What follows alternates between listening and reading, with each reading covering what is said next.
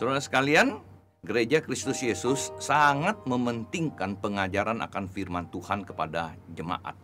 Oleh sebab itu, sejak tahun 1999, GKY telah menyediakan akan renungan harian, yaitu yang kita kenal dengan nama Gema, Gerakan Membaca Alkitab. Usia Gema sudah 22 tahun, saudara. Apakah saudara sudah ambil bagian di dalam membaca firman Tuhan, merenungkan firman Tuhan setiap hari? Nah, saudara, ada kabar baik. Mulai 1 Juni 2021 ini, Gema akan juga tersedia di dalam format audio. Kita bersyukur untuk kesempatan kita boleh sekali lagi merenungkan firman Tuhan bersama. Juga video. 主内弟兄姐妹们平安，感谢主赐给我们机会来思想上帝的话。 Dan kita akan menyediakannya semua melalui akan media sosial yang ada, saudara ya. Dan kita akan menyediakan linknya kepada saudara sekalian. Saudara bisa melihatnya dari sana. Nah, saudara, kita bersyukur untuk seluruh rekan-rekan hamba Tuhan, bahkan juga jemaat yang boleh menjadi bagian dalam pelayanan ini. Ya, kita menjadi satu seluruh GKY, rekan-rekan hamba Tuhan seluruh GKY yang akan menjadi narator daripada Gema ini. Ya, jangan lewatkan, saudara, kita satu tubuh Kristus, kita satu di dalam Tuhan. Kiranya Gema ini bisa menjadi berkat bagi seluruh jemaat Gereja Kristus Yesus. Tuhan memberkati.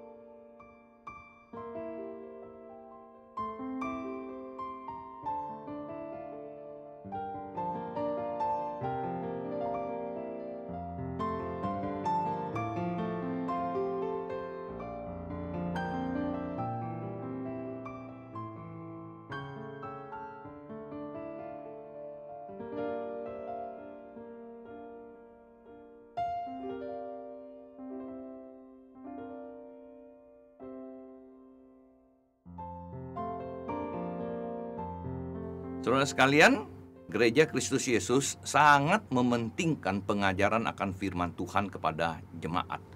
Oleh sebab itu, sejak tahun 1999, GKY telah menyediakan akan renungan harian, yaitu yang kita kenal dengan nama Gema, Gerakan Membaca Alkitab. Usia Gema sudah 22 tahun, saudara. Apakah saudara sudah ambil bagian di dalam membaca firman Tuhan, merenungkan firman Tuhan setiap hari? Nah, saudara, ada kabar baik. Mulai 1 Juni 2021 ini, Gema akan juga tersedia di dalam format audio. Kita bersyukur untuk kesempatan kita boleh sekali lagi merenungkan firman Tuhan bersama. Juga video. 主内弟兄姐妹们平安，感谢主赐给我们机会来思想上帝的话。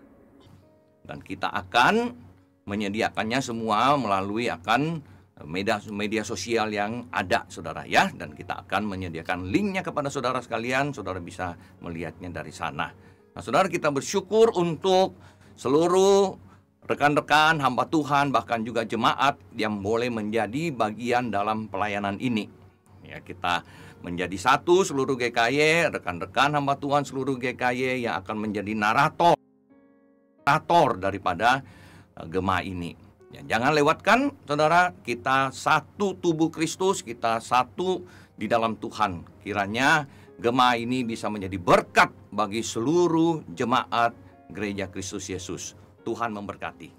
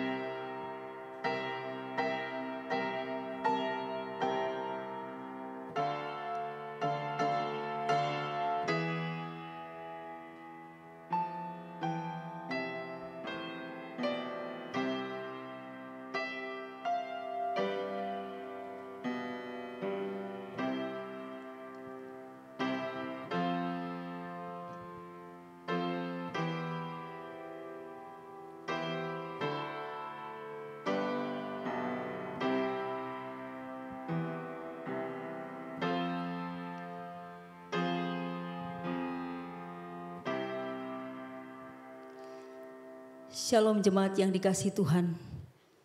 Selamat merayakan Pentakosta. Ibadah Pentakosta ini kita akan mulai dengan satu keyakinan. Pertolongan kita adalah di dalam nama Tuhan yang menjadikan langit dan bumi.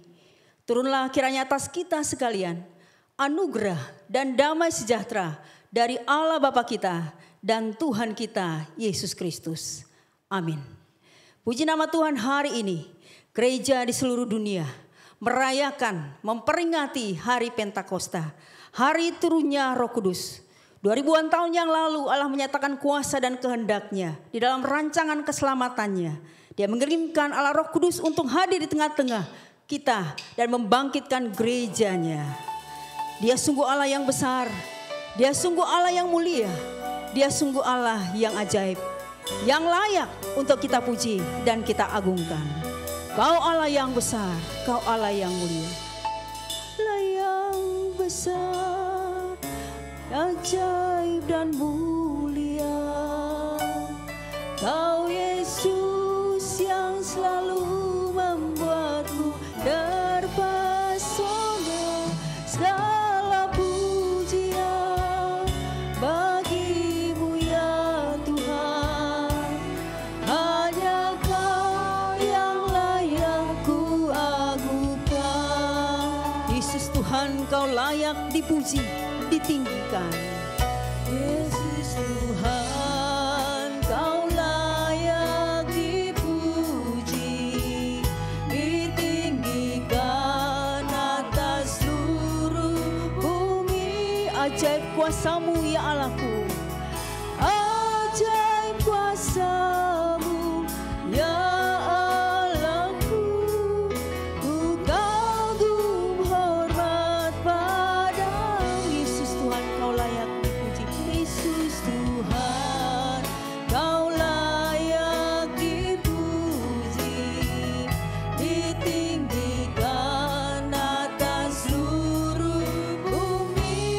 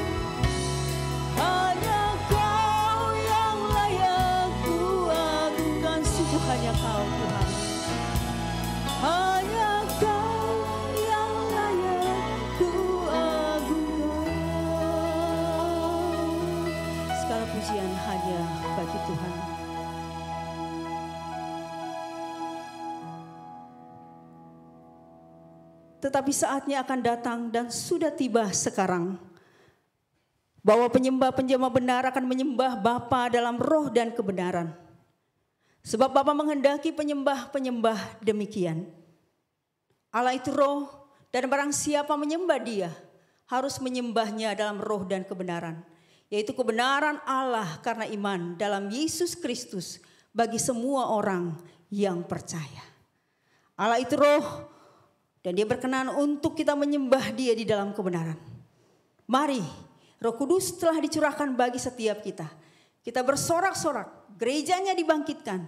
Kita mau serukan nama Yesus. Roh tercurah dari sorga. Kita pujikan pujian ini dengan satu semangat. Roh Kudus yang mendorong kita untuk memuji mengagungkan Dia dan menyerukan namanya yang penuh kuasa. Satukanlah roh kami ya Tuhan, bergandeng tangan kami semuanya dalam hadirat-Mu, kami menyembah-Mu. Curahkanlah roh-Mu atas kami. Satukanlah roh kami ya Tuhan, satukanlah roh kami ya Tuhan, bergandeng tangan kami semuanya dalam hadirat-Mu, kami menyembah-Mu. Dalam hadirat-Mu kami menyembah-Mu. Curahkanlah roh-Mu atas kami. Roh tercurah dari sorga, bumi bersukacita. Roh tercurah dari surga, bumi bersukacita. Roh tercurah dari surga, bangsa-bangsa bersorak. Roh tercurah dari surga, gereja Tuhan dibangkitkan. Roh tercurah dari surga, gereja Tuhan dimenangkan. Semua bangsa-bangsa kan mengaku bahwa Yesus Roh tercurah dari sorga, kita bersukacita. Roh tercurah dari surga, bumi bersukacita. Roh tercurah dari surga, bangsa-bangsa bersorak. Roh tercurah dari surga, gereja Tuhan dibangkitkan. Gereja Tuhan dibangkitkan. Roh tercurah dari surga, gereja Tuhan dimenangkan. Semua bangsa-bangsa kan mengaku bahwa Yesus Tuhan. Nama Yesus menara yang kuat, nama Yesus menara yang teguh. Nama Yesus menara yang kuat, nama Yesus kota benteng yang teguh. Nama Yesus salam dan semua musuh. Nama Yesus di atas. Mari kita bangkit, serukan nama Yesus.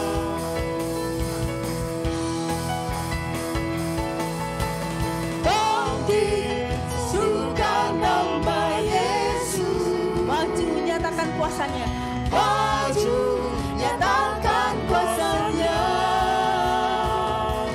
Kita buat iblis gemetar, kalahkan tipu dayanya dengan kuasa namanya. Bangkit, serukan nama Yesus. Bangkit, serukan nama Yesus. Kita maju, nyatakan kuasanya. Maju, nyatakan kuasanya.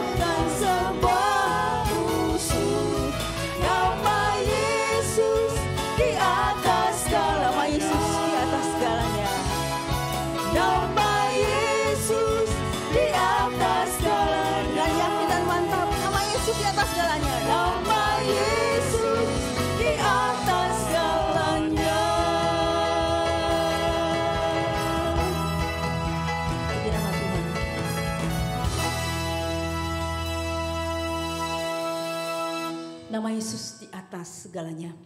Mari kita terus meninggikan Dia. Kita akan membaca bersama bacaan pertangkapan di dalam Kisah Para Rasul 2 ayat 1 sampai ayatnya yang ke-11. Jemaat dipersilakan duduk. Saya akan membaca ayat yang 1, Bapak Ibu ayat yang kedua, demikian seterusnya.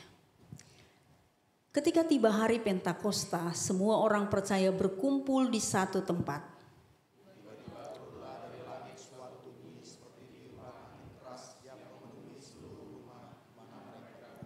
Dan tampaklah kepada mereka lidah-lidah seperti nyala api yang bertebaran dan hinggap pada mereka masing-masing.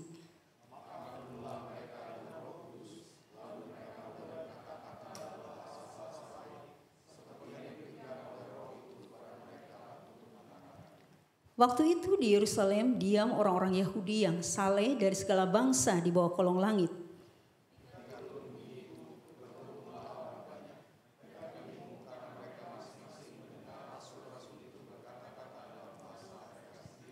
Mereka semua tercengang-cengang dan heran lalu berkata, "Bukankah mereka semua yang berkata-kata itu orang Galilea?"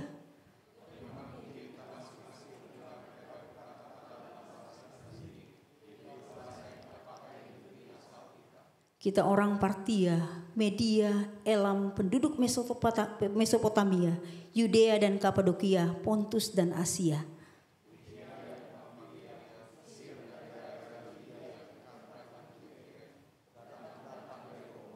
Baik orang Yahudi maupun penganut agama Yahudi, orang Kreta dan orang Arab. Kita mendengar mereka berkata-kata dalam bahasa kita sendiri tentang perbuatan-perbuatan besar yang dilakukan Allah. Penyertaan Tuhan, itulah peristiwa yang terjadi dalam peristiwa Pentakosta. Kita sudah mengalami anugerah Tuhan yang begitu besar. Tetapi kita menyadari betapa sering kita melakukan dosa kepada Tuhan. Kembali hari ini Dia memanggil kita untuk datang mengakui akan segala dosa pelanggaran kita. Dengan hati yang sungguh, dengan hati yang tulus, kita datang kepadanya. Kini penuhi hatiku, sinari hatiku ya Tuhan.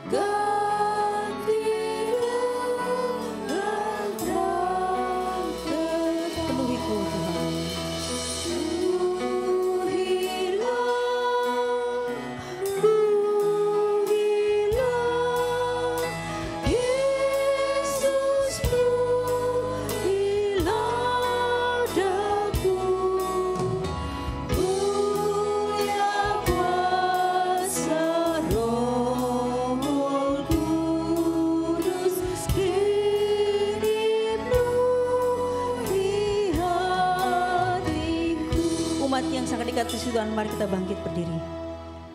Firman Tuhan berkata, "Sembunyikanlah wajahmu terhadap dosaku, hapuskanlah segala kesalahanku. Jadikanlah hatiku tahir ya Allah, dan perbaharuilah batinku dengan roh yang teguh. Janganlah membuang aku dari hadapanmu, dan jangan mengambil rohmu yang kudus daripadaku. Bangkitkanlah kembali padaku kegirangan, karena selamat yang daripadamu, dan lengkapilah aku dengan roh yang rela. Ya Roh Kudus, sucikan daku dari segala dosaku. Jadikanku sebagai bejana yang baru, yang siap dipakai Tuhanku."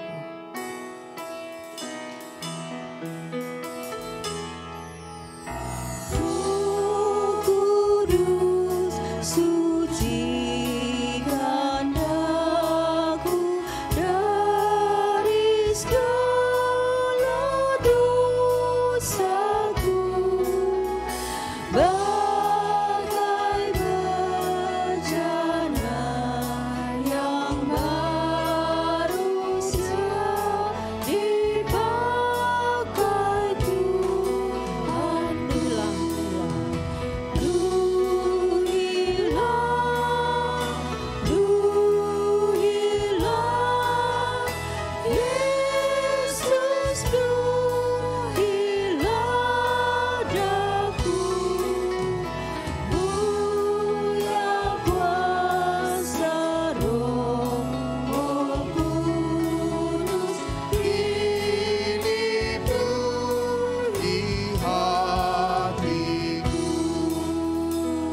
saat ini kita datang di hadirat Tuhan dengan hati yang hancur dan gentar oleh karena dosa-dosa kita.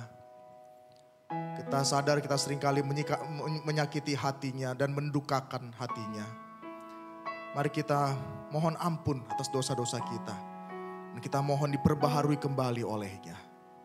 Mari kita ambil waktu di hadapannya pribadi lepas pribadi.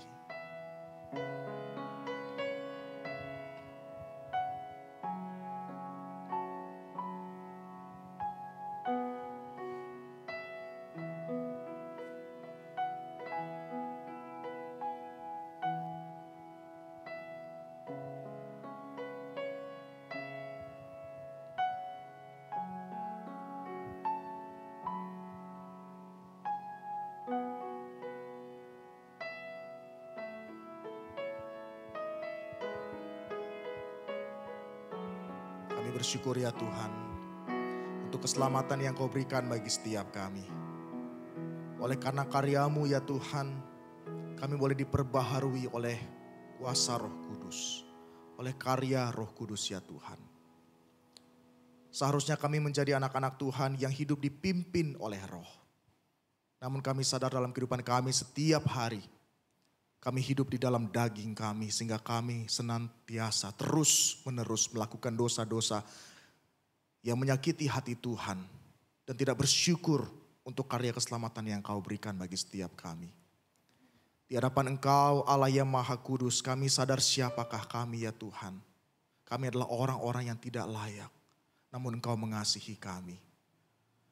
Oleh sebab itu di hadapan Engkau ya Tuhan, kami mohon ampun atas setiap dosa-dosa kami di hadapan-Mu. Kuduskan kami kembali, sucikan kami kembali ya Tuhan. Biarlah hidup kami boleh layak dan berkenan di hadapan-Mu. Dan kami mohon Kau Allah yang memperbaharui kami kembali. Biarlah dalam kehidupan kami setiap hari, kami kembali terus dimotivasi untuk hidup mau dipimpin oleh Roh yang telah Kau curahkan bagi setiap kami. Tolong setiap kami ya Tuhan. Hanya di dalam nama Tuhan kami Yesus Kristus kami berdoa dan mengucap syukur. Amin. Dengarkanlah janji pengampunan dosa. Karena semua orang telah berbuat dosa dan telah kehilangan kemuliaan Allah. Dan oleh kasih karunia telah dibenarkan dengan cuma-cuma karena penebusan dalam Kristus Yesus. Setiap kita yang telah diampuni dosanya, mari kita memuji Allah kita. Dia adalah Allah yang Maha Kuasa dan juga Roh Sang Penghibur. Bangunkan kami, bangunkan kami. Sama-sama. Pujilah Allah, Roh Sang Penghibur yang mengantar jiwaku kepada Kristus. Haleluya, puji Tuhan. Haleluya, amin. Haleluya, puji Tuhan. Bangunkan kami dengan kasih-Mu. Bangunkan kami dengan kasih-Mu, dengan api Roh Kudus bakar hatiku. Haleluya, puji Tuhan. Haleluya, amin. Haleluya, puji Tuhan. Haleluya, haleluya, puji Tuhan. Haleluya, puji Tuhan. Haleluya, amin. Haleluya, puji Tuhan. Bangunkan kami. Dengarkanlah petunjuk hidup baru. Maksudku ialah hiduplah oleh Roh, maka kamu tidak akan menuruti keinginan daging.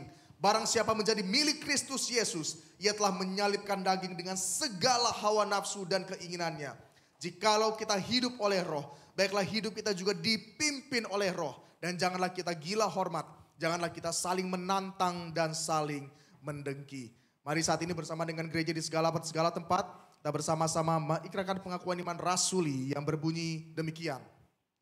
Aku percaya kepada Allah, Bapa yang Maha Kuasa, Khalik langit dan bumi, dan kepada Yesus Kristus anaknya yang tunggal Tuhan kita, yang dikandung daripada Roh Kudus, lahir dari anak darah Maria, yang menderita sengsara di bawah pemerintahan Pontius Pilatus, disalibkan, mati dan dikuburkan, turun ke dalam kerajaan maut.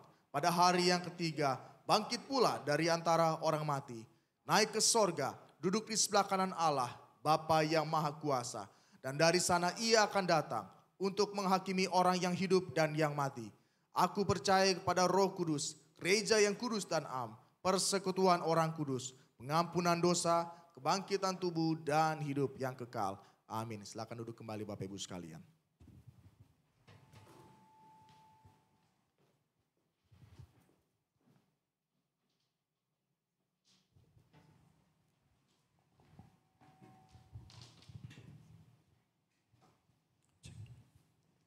Kiranya di hari Pentakosta ini menjadi satu momentum buat kita anak-anaknya yang sudah percaya pada Kristus.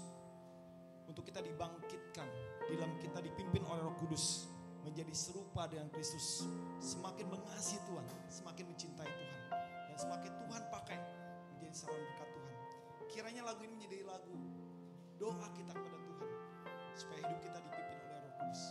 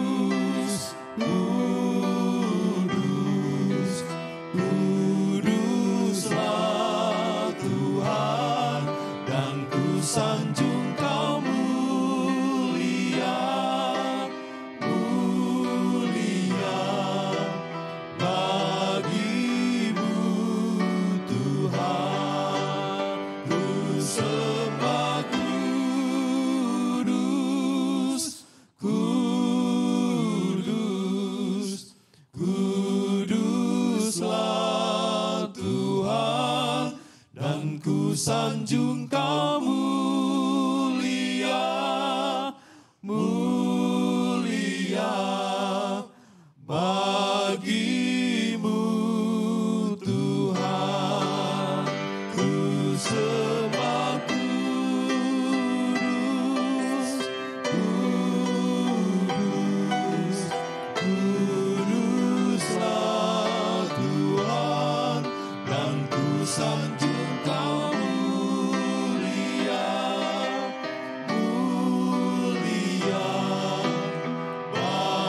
bagimu Tuhan.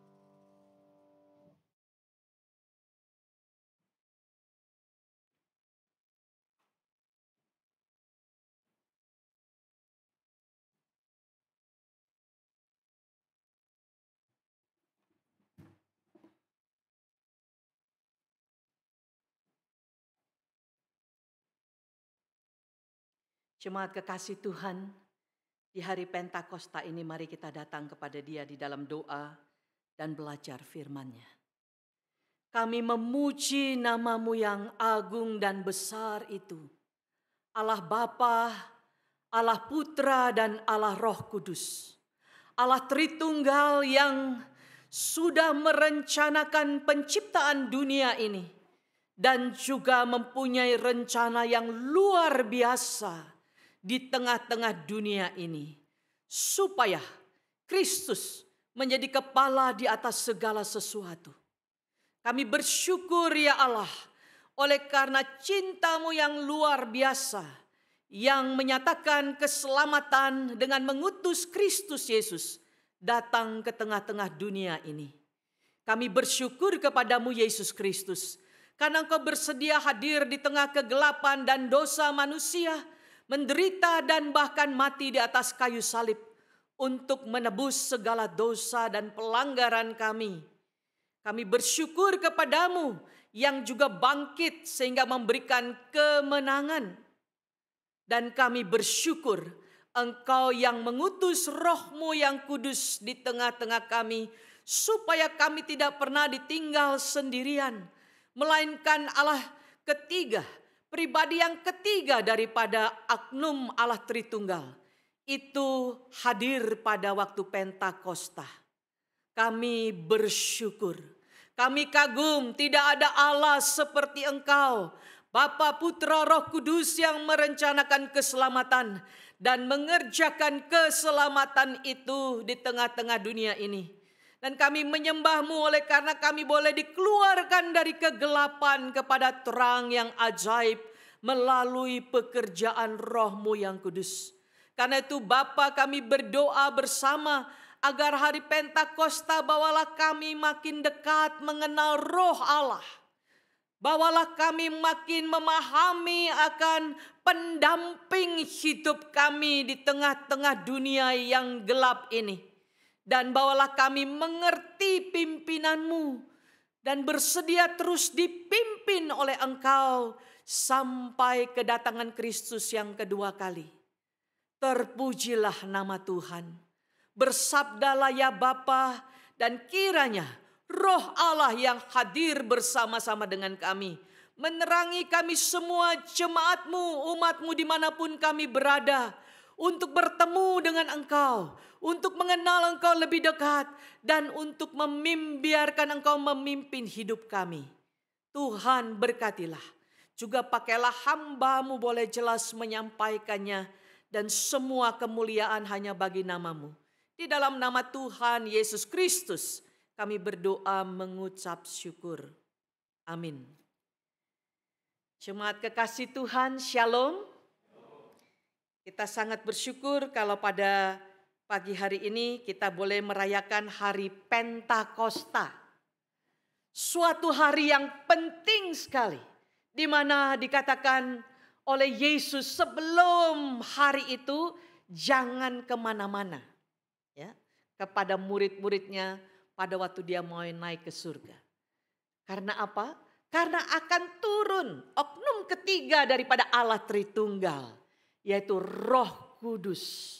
Dan bersyukur bahwa kita memperingati bahwa dia sudah pernah hadir dan terus tinggal bersama dengan kita orang percaya di tengah-tengah dunia ini.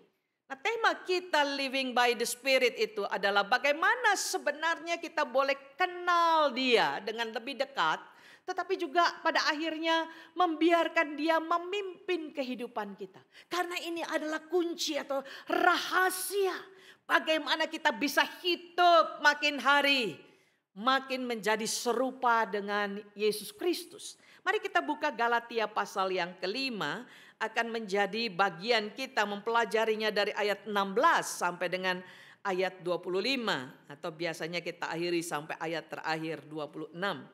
Di sana dikatakan Paulus mengajar jemaat Galatia.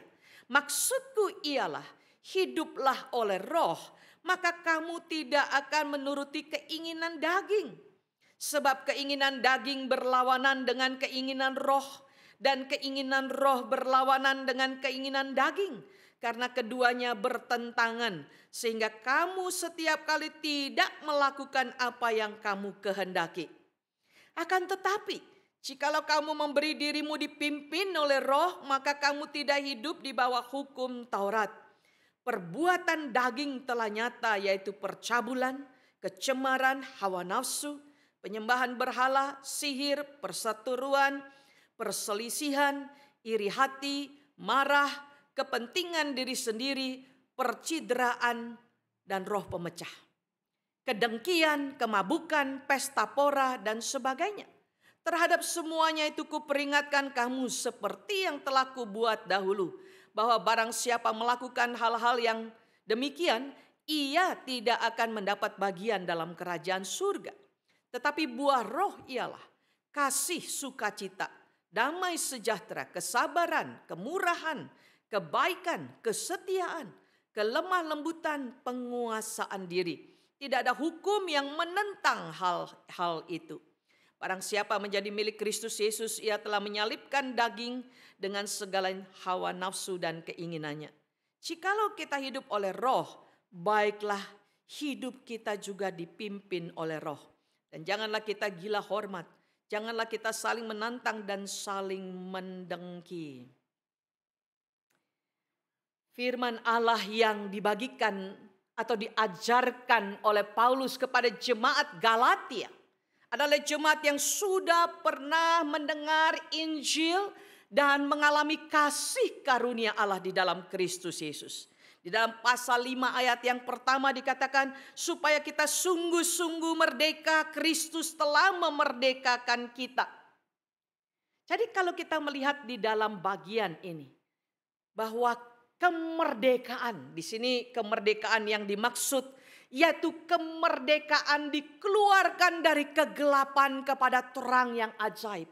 Kemerdekaan yang tadinya kita hidup di bawah hukum dosa, di dalam kehidupan kita, di dalam murka Allah, tetapi kita dibebaskan dan semua itu dikerjakan oleh Yesus Kristus. Saya waktu merenungkan firman Tuhan ini, saya berpikir kekristenan itu luar biasa. Bukan masalah agamanya, tetapi kekristenan itu betul-betul dimulai oleh Allah sendiri. Maka dikatakan bukan kita yang mencari Allah, tapi Allah yang mencari kita.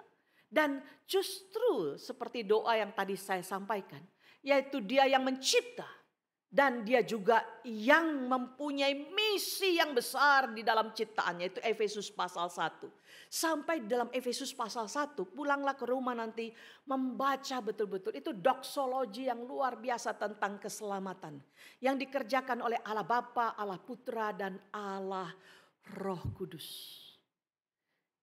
Bapa merencanakan bersama dengan Kristus dan Roh Kudus. Bapa mengutus Kristus untuk mati di atas kayu salib.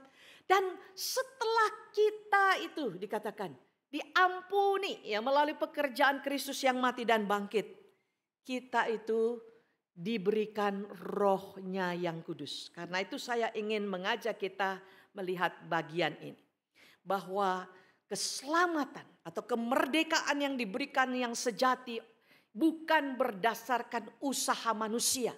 Paulus berkata di dalam kitab ini, bukan karena sunat, bukan karena tunduk pada hukum Taurat dan lain sebagainya, melainkan karena anugerahnya yang besar.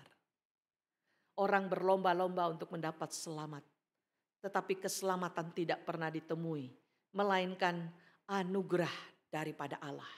Melalui pengorbanan Kristus di kayu salib menebus kita dari segala dosa dan hukumannya. Dan selanjutnya apa yang terjadi? Yaitu memberikan kita kehidupan yang baru di dalam Kristus melalui Roh Kudus. Mari kita buka pasal 2 ayat 20. Pada waktu saya menerima Kristus pada masa remaja, ini menjadi ayat hafalan yang sangat menyenangkan sekali. Dan kalau kita masih mungkin punya daya ingat yang baik, biarlah kita menghafal ayat ini. Karena di dalam Galatia pasal 2 ayat 20 itu terdapat makna yang jelas dari hidup baru itu. Yaitu dikatakan di dalam bagian ini bahwa namun aku hidup tapi bukan lagi aku sendiri yang hidup. Ya.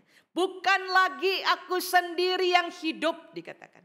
Melainkan Kristus yang hidup di dalam aku.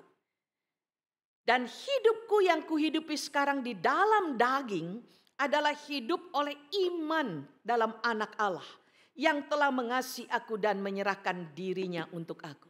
Hidup baru itu adalah suatu kehidupan di mana Kristus ada bersama dengan kita. Hidup karena iman kepada kematian dan kebangkitan Kristus.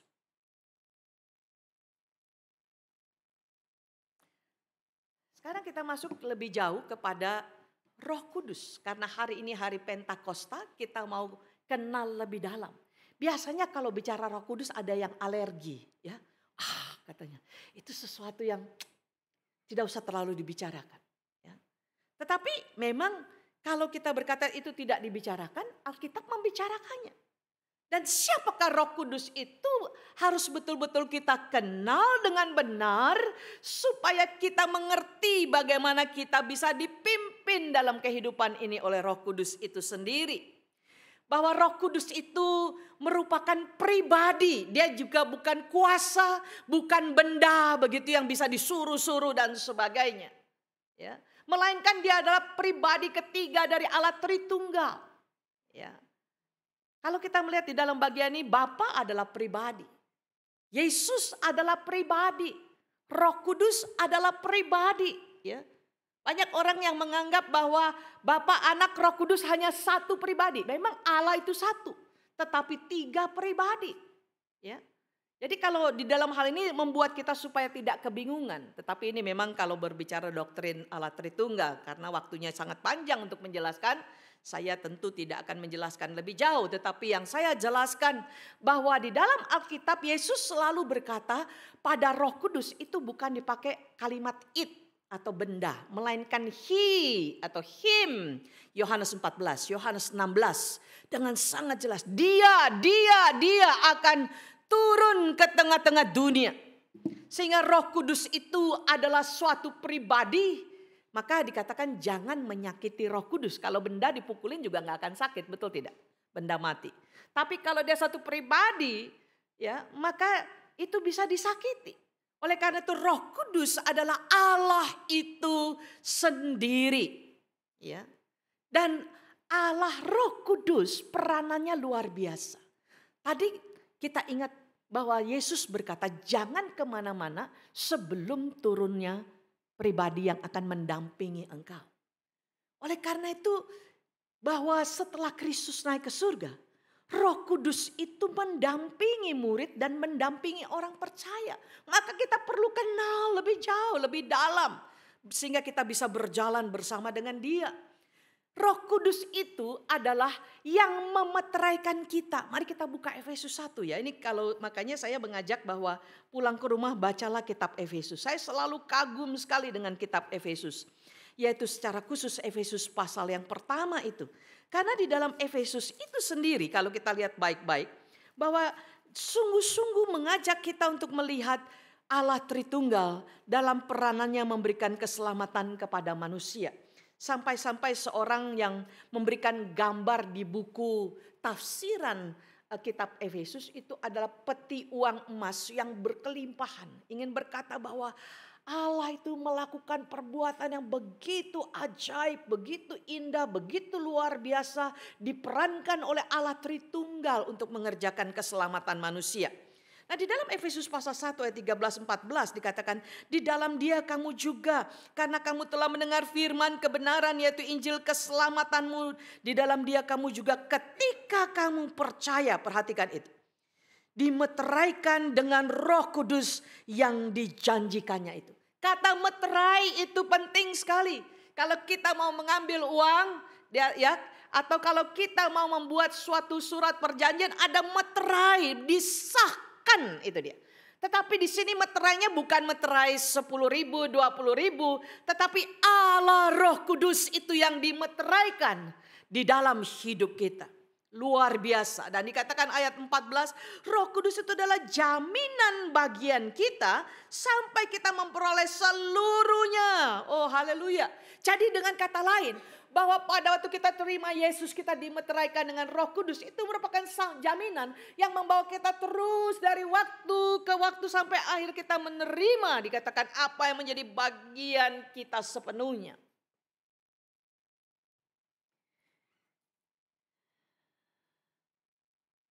Selanjutnya juga kita melihat bahwa di dalam Yohanes 1 ayat 12. Ini ayat hafalan juga bukan? Ya, kalau kita sering pemuritan ya, maka kita diajak terus menghafal ayat. Di sana dikatakan waktu kita percaya dan menerima Yesus, kita diberi kuasa menjadi anak Allah. Di mana Roh Kudus mengajar kita memanggil Tuhan itu Bapa. Sehingga kita lihat di sini relationship. Kehidupan baru di dalam Kristus itu adalah kehidupan memiliki relationship yang begitu dekat, begitu akrab antara pencipta dengan yang dicipta. Dan juga memimpin kita dalam hidup baru dan memberi kuasa kepada kita untuk bersaksi. New normal, nah ini kalimat yang biasa kita mulai hadapi setelah kita masuk pandemik. Saya menganggap bahwa pada waktu kita sudah dilepaskan daripada dosa dan hidup di dalam Kristus, kita dikaruniakan Roh Kudus, itulah new normal itu. Ya.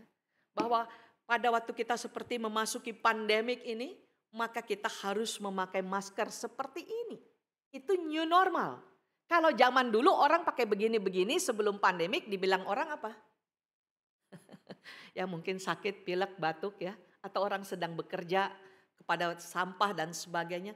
Tapi kalau tiap hari engkau dan saya pakai begini terus ya kemana-mana ya gitu ya. Orang pikir kenapa ini orang sakit ya gitu ya.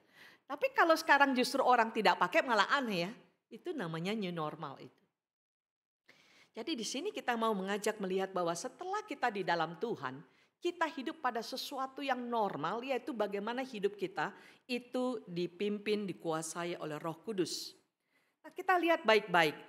Apa itu hidup baru selanjutnya? Yaitu tadi saya katakan bahwa suatu kehidupan di mana sebenarnya damai sejahtera kembali dialami oleh kita semua. Dosa membuat hubungan kita dengan Allah terputus. Membuat hubungan dengan diri sendiri terputus sehingga kita suka bingung dengan keberadaan diri. Linglung dan kita suka mencari-cari sesuatu untuk diri sendiri karena merasa diri ini tidak lengkap. Selanjutnya juga putus hubungan dengan sesama dan dengan seluruh ciptaan. Tetapi melalui kehidupan yang baru itu, Roh Allah itu membawa suatu hubungan yang baru dengan Allah Bapa, dengan diri sendiri, dengan sesama, dan dengan segala ciptaan. Kenapa ya? Kami suka bicara begini. Kalau ketemu dengan orang yang sama-sama dalam Tuhan, itu kalau ngomong kok terpadu begitu. Ya.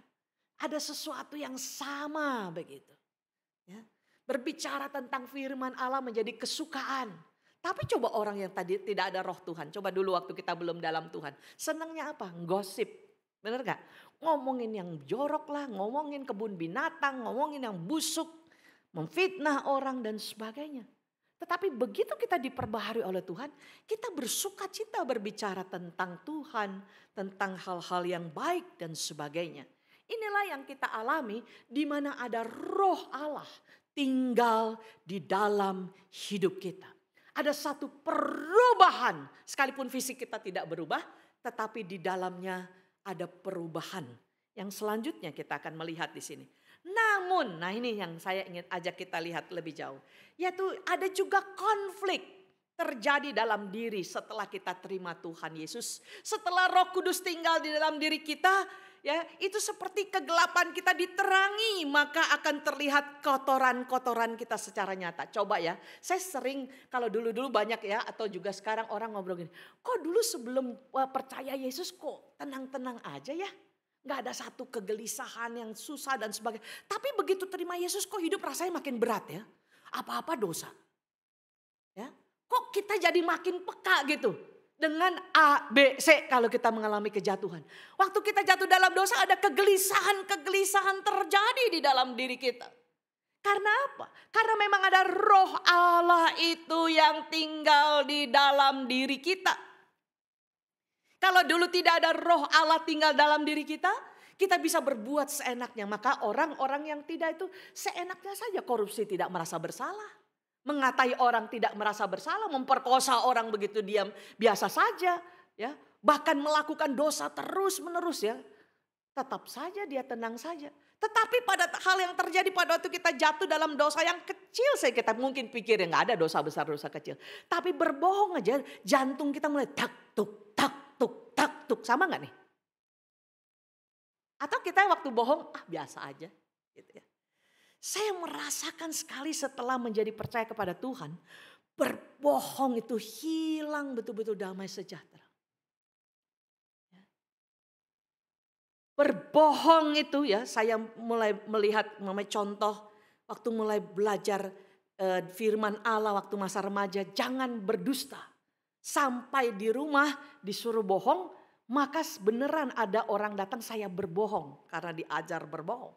Tetapi langsung jantung saya kehilangan detaknya, artinya malah begitu kuat sekali tak-tuk. Sesuatu yang tidak enak. Nah pada satu hari kami diajar berbohong juga di kantor ya. Ini pada waktu saya bekerja di satu perusahaan, diajak berbohong oleh bos kami. Dan karena diancam dan juga diberi hadiah gitu ya. Wah, saya sebenarnya gelisah, tetapi karena kita ada di dalam satu kelompok dipaksa begitu. Tapi begitu berbohong, wah, satu malaman gak bisa tidur sampai minta-minta ampun sama Tuhan. Itu yang terjadi, suatu konflik yang luar biasa kalau Roh Allah itu tinggal di dalam kita, membuat kita tidak bisa senang dengan dosa yang kita perbuat. Karena apa juga? Dikarenakan dari kehidupan di bawah hukum Taurat tadi, kita hidup sekarang di bawah pimpinan Roh Kudus yang tidak akan menuruti keinginan daging. Karena dikatakan pada ayat yang 16 tadi dan 17, karena Roh Allah itu. Mari kita perhatikan. Ayat yang ke-17, sebab keinginan daging berlawanan dengan keinginan roh. Keinginan roh berlawanan dengan keinginan daging. Karena keduanya bertentangan sehingga kamu setiap kali tidak melakukan apa yang kamu kehendaki. Ini merupakan ciri sah, saya katakan ya. Saya membuat ini kalimat yang menarik sekali. Ciri sah daripada orang yang sudah hidup baru. Yaitu di mana terjadi suatu keresahan, konflik. Oleh karena di satu sisi masih ingin hidup menurut kehendak daging, tetapi di sisi lain ingin hidup di dalam pimpinan Roh Kudus. Lebih jauh, ini pergumulan yang sangat berat yang sama dialami oleh Paulus. Kita buka sebentar, saya mau mengajak kita melihat mengkutak-katik ini sedikit. Untuk mengajak kita melihat bahwa kalau gelisah itu sesuatu yang sah justru. Di dalam kitab Roma pasal 7 ayat 18 ya. Ini sepanjang ayat ini pasal 7, inilah konflik yang terjadi, perjuangan ya di dalam diri daripada Paulus. Khususnya ayat yang ke-15 kita lihat. Sebab apa yang aku perbuat aku tidak tahu. Karena bukan apa yang aku kehendaki yang aku perbuat, tetapi apa yang aku benci itulah yang aku perbuat. Jadi jika aku perbuat apa yang tidak aku kehendaki, aku menyetujui bahwa hukum Taurat itu baik. Kalau demikian bukan lagi yang aku lagi yang memperbuatnya, tetapi dosa yang diam di dalam aku, sebab aku tahu bahwa di dalam aku, yaitu di dalam aku sebagai manusia, tidak ada sesuatu yang baik. Sebab kehendak memang ada di dalam aku, berarti kehendak ingin berbuat baik itu ada di dalam diri. Ya. Tetapi kemampuan itu, sehingga terjadi pergumulan yang berat di dalam diri. Ya, sehingga kita berpikir gimana ya setelah dalam Tuhan kok kita susah sekali, setelah berdoa kok kita masih jatuh juga di dalam dosa. Dan semakin kita komitmen minta ampun tiap minggu datang kepada gereja minta ampun pada Tuhan, habis itu buat lagi ya. Maka kita lama-lama bisa frustasi dan kita berkata memang saya demikian kok. No, we are not like that. Kita bukan lagi seperti hidup lama. Kita hidup yang baru. Jadi kalau ada konflik di dalam diri itu sesuatu yang wajar, sah, normal. kekal. Karena apa? Karena roh Allah tidak bisa tinggal, dia membuat engkau terus-terus jatuh di dalam dosa. Karena roh Allah tidak bisa kompromi dengan dosa. Dan kalau engkau anak Tuhan, maka pada waktu engkau jatuh dalam dosa, engkau tidak akan membiarkan terus menerus jatuh menggelinding. Dan akhirnya whatever will be begitu ya. Apa yang terjadi, terjadilah. Tetapi roh Allah akan mengganggu. Roh Allah akan menggelisahkan. Roh Allah akan mendorong engkau kembali kepada Tuhan. Saya baru saja mendapat satu berita ya, dan bahkan ada di YouTube ya. Tapi itu hanya boleh dibuka privacy. Seorang pendeta di Singapura yang masuk penjara, tahu ya pasti ya. Gak usah saya sebutlah namanya. Karena korupsi yang luar biasa. Dan akhirnya ditangkap masuk penjara. Karena kalau di Singapura itu ada audit ya. Saya pikir kalau Indonesia ada audit untuk gereja, masjid dan sebagainya. Ini sebenarnya perlu ya. Tetapi belum terjadi ya. Nah, di Singapura itu semuanya diaudit. Maka pendeta ini kedapatan korupsi. Tetapi baru-baru ini saya dikirimkan suatu hal yang dikatakan begini. Di dalam penjara dia nggak bisa diam. Di dalam penjara Tuhan buka semua dosanya. Semua perbuatan busuknya. Semua keegoisannya. Semua kebobrokan hidupnya. Dan di dalam penjara itu dia mengaku semua. Dia bilang, saya tidak tahan terhadap semua yang Tuhan bukakan. Ini Yohanes 16, kalau Roh Kudus turun ke atas kita, dikatakan mendampingi kita, maka Roh Kudus akan membawa kita menginsyafi dosa kita. Itu Yohanes 16, ada 3 hal di Yohanes itu. Dia akan membawa kita akan dosa kita. Kedua, dia akan menyatakan kebenaran supaya kita berbalik kepada kebenaran itu.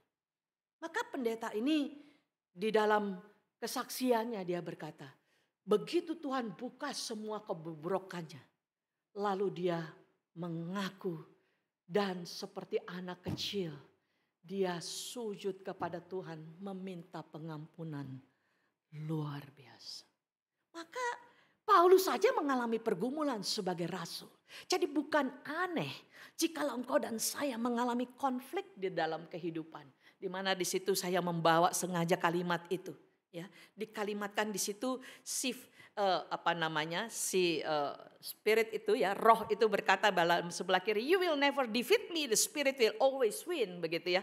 Engkau tidak dapat mengalahkan aku karena roh Allah selalu akan menang. Tetapi flesh itu kedagingan berkata, maybe so, but I will fight you until the day this body of flesh finally dies. Ya, dia katakan, ya mungkin saja memang aku tidak akan menang, tapi aku akan terus berperang melawan engkau sampai tubuhmu itu habis, artinya dalam kematian. Jadi di dalam bagian ini kita perlu tahu ada kesadaran besar di dalam hidup. Karena apa? Karena begitu kita hidup ini diperbaharui oleh Roh Allah, ingat kita masih tinggal di dunia yang jatuh, ya, dunia yang sudah jatuh ke dalam dosa, sehingga berulang-ulang kita ingin dengan kekuatan sendiri untuk tidak gosip, untuk tidak berdusta, untuk tidak berdosa, tidak akan pernah berhasil dengan kekuatan sendiri. Sampai-sampai di kitab bagian Korintus itu, Paulus itu begitu bergumul sekali sampai dia berkata, oh celakalah tubuh maut ini. Sampai dia berkata, aku gagal, bagaimana caranya? Dan pada akhirnya dia berkata, tapi syukur kepada Allah dalam Kristus Yesus, itu dikatakan. Nah ini poin yang penting sekali hari ini kita belajar. Bahwa sebenarnya kalau terus-menerus kita berusaha dengan diri sendiri, saya sudah katakan kita tidak akan menang.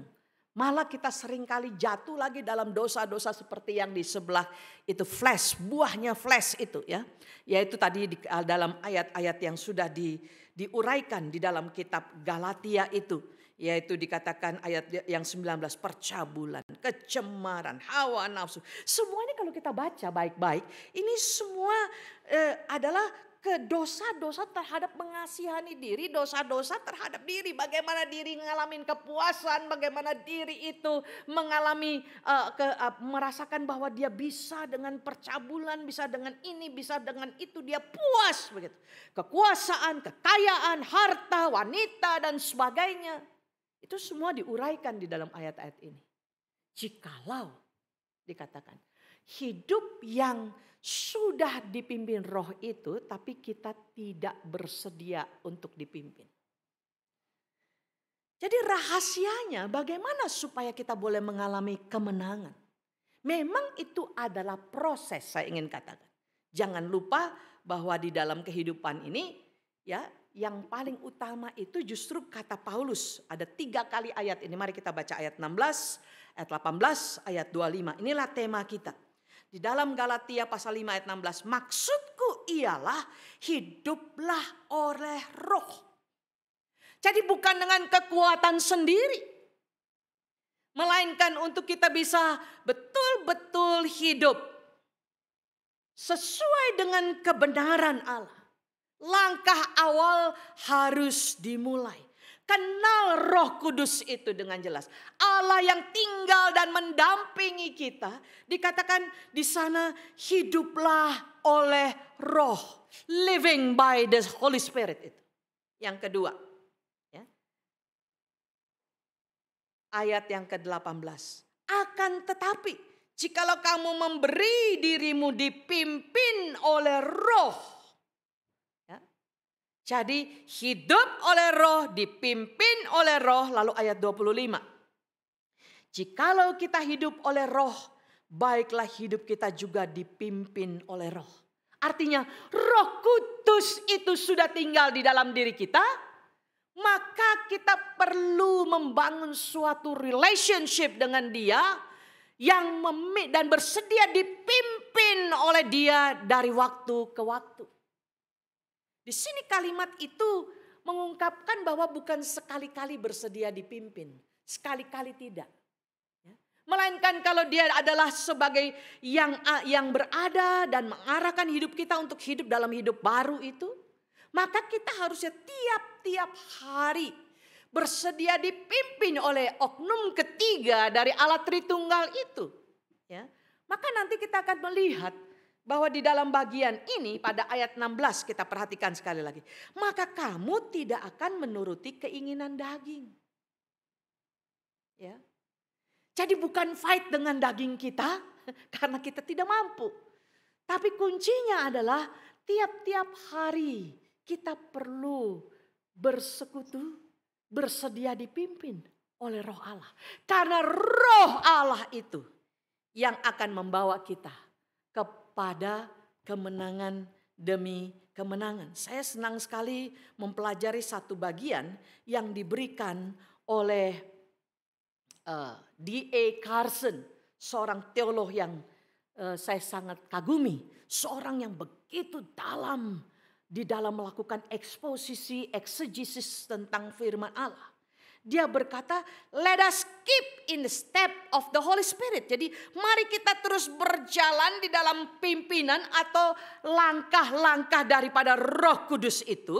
Karena apa? Dia katakan bahwa pada waktu itu itulah yang akan memampukan kita untuk mengalami pembaharuan. Ya, atau kalau kita melihat kalimat ini ya, saya masih lebih jauh ya. Nah ini dia. Yaitu pada waktu kita mendengar suaranya, ya, maka firman Tuhan itu dapat memproduksi sesuatu yang baik dalam hidup kita dan mengubah sesuatu yang di dalam. Jadi Roh Allah itu berbicara tiap hari lewat firman Tuhan di dalam diri kita. Dan firman Allah itu dalam pekerjaan Roh Allah itu mengubah kita. Hal-hal yang buruk itu. Ya, dan hal-hal yang baru diproduksi di dalam hidup kita. Kalau kita baca 2 Timotius pasal 3 ayat 16-17 ya. Firman Allah itu adalah nafas Allah yang untuk menyatakan kesalahan, memperbaiki kelakuan, memperlengkapi kita untuk dapat melakukan pekerjaan baik. Banyak orang anggap enteng dengan firman Allah dan pekerjaan Roh Kudus. Kalau nggak baca firman nggak berdosa memang. Tetapi itu jalannya justru yang banyak orang gereja atau kita seringkali malas, tidak disiplin. Jadi bagian kita bukan fight-fight dengan kedagingan kita. Tetapi justru bagian kita adalah bersedia untuk bersekutu, mendengar firman. Dan membiarkan firman itu berbicara. Biarkan firman itu mendeteksi kita. Karena hati kita menurut Yeremia 17 ayat 9. Hati kita itu penipu, bahkan menipu diri kita. Jadi kalau kita biarkan firman Allah, biarkan roh Allah menyelidiki, dia akan menunjukkan kesalahan kita yang paling dalam. Karena kita suka berkilah dengan kesalahan kita. Tetapi bagaimana kita bisa diselidiki kalau kita tidak suka untuk belajar firman? Maka kita hanya akan menjadi orang Kristen di permukaan saja yang penampilannya baik tapi dalamnya busuk. Itu sama dengan pada waktu Tuhan Yesus sering evaluasi para ahli Farisi, ahli Taurat. Kamu seperti kuburan katanya. Depannya bagus, dalamnya busuk. Jemaat kekasih Tuhan, mari kita mengkonsentrasikan hidup yang sudah dikerjakan Allah Bapa, Yesus Kristus, Roh Kudus memberi kita keselamatan. Maka biarkan Roh Tuhan membersihkan kita dari waktu ke waktu, membangun hal-hal yang baik di dalam hidup kita. Sehingga kita bisa menghasilkan yang namanya love, joy, peace, passion, dan kindness. Itu bukan buah kita kan, namanya apa? Buah roh, bukan kita yang menghasilkan. Ya. Jadi kunci penting di Galatia ini adalah bersedialah kita bersekutu dan dipimpin dari waktu ke waktu oleh roh Allah yang hidup. Ya. Ada satu cerita seorang hamba Tuhan begini. Dia berkata bahwa anaknya usia 6 tahun. Ya. Lalu anaknya usia 6 tahun, waktu semua lagi makan siang, ayo bapaknya bilang, ayo semua makan. Ayo semua makan sayur, ayo semua begini. Ayo semua. Anaknya yang 6 tahun bilang, aduh aku ingin cepat besar katanya. Kenapa? Ya karena kalau aku besar aku bisa jadi orang tua seperti papa. Kenapa? Kata papanya lagi. Karena kalau aku jadi orang tua aku bisa perintah anak-anakku. Saudara lihat itu ilustrasi itu. Senangnya bukan diperintah, senangnya memerintah. Nah konflik-konflik ini terjadi kalau kita tidak bersedia dipimpin oleh roh Allah. Tapi kalau kita bersedia dipimpin oleh roh Allah, seringkali kita akan melihat, dulu itu gue suka ngomong kalimat-kalimat kotor kebun binatang ya. Kok sekarang udah gak lagi sih? Dulu itu saya suka nyontek ya. Sekarang kok udah gak lagi sih? Ada hal-hal yang terjadi. Ya. Jadi di dalam hal ini, kalau kita berulang-ulang dikatakan kenapa pentingnya waktu teduh bukan masalah hukum Taurat di situ. Tetapi justru pada waktu kita mengalami bersama-sama dengan Tuhan dan firman-Nya. Sekali lagi ini D.E. Carson berkata. Bahwa waktu kita belajar dipimpin Roh Kudus. Disitulah terjadi suatu yang diproduksi di dalam diri kita. Dan kita diubahkan sesuatu yang di dalam itu. Dan hanya roh Allah, firman Allah itu yang mengoperasi dan membersihkan kita. Sehingga kita punya kepekaan waktu kita dengar suara Tuhan.